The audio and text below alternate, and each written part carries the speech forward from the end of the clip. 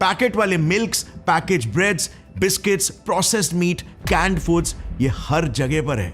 अब मुझे तो ना सबसे बड़ा झटका इस बात का लगा जब मैंने ये इटालियन रिसर्च पेपर पढ़ा। इसमें पहली बार खेत में उगाए जाने वाले 18 फ्रूट्स और वेजिटेबल्स के सैंपल्स लिए गए और थरली एनालाइज किया गया और पता चला कि इनमें तक भारी मात्रा में माइक्रोप्लास्टिक्स मिल रहे हैं। ये देखना, फ्रूट्स जैसे एप्पल्स और पेयर्स में हाईएस्ट क्वांटिटी में मिले और वेजिटेबल्स जैसे लेट्यूस में लोएस्ट। बट आखिर कैसे, और वो भी इतने स्ट्रिक्ट यूरोपियन यूनियन के इटली जैसे देश में। मैंने कहा था ना, प्लास्टिक हर जगह है। जिस जमीन में ये उगते हैं, जो पानी इनमें डाला जाता है, इनके शेड्स, इन सब में से निकलता प्लास्टिक इन प्लांट्स के जड़ चूस कर अपने जाइलम और फ्लोएम ब्लड वेसल्स के जरिए फ्रूट्स और वेजिटेबल्स तक पहुंचा रहे।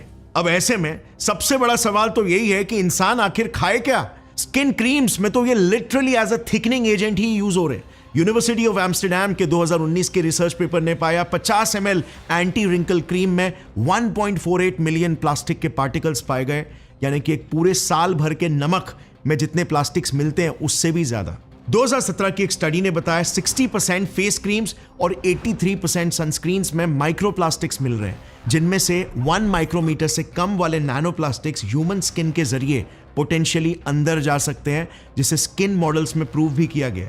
और एक बार ये हमारे शरीर में अंदर चले जाते हैं, ये हमारे खून के जरिए बॉडी में सर्कुलेट होने लगते हैं। 77 से 90% ब्लड डोनर्स के ब्लड में ये कंफर्म्ड माइक्रोप्लास्टिक्स मिले हैं, जिस ब्लड के जरिए ही ये अलग अलग ऑर्गन्स में डिपॉजिट होने लगते हैं। Liver, kidney, heart, lungs, testicles and most importantly brain. अब आता है यहां पर एक बहुत बड़ा कैच। देखो, रेगुलेटरी बॉडीज जैसे कि यूएसए के एफडीए ने 2024 में ही कहा कि हमारे पास इनफ एविडेंस नहीं है कि जिस मात्रा में ये माइक्रोप्लास्टिक्स अंदर जा रहे हैं ये हमारी हेल्थ को डैमेज भी करते होंगे।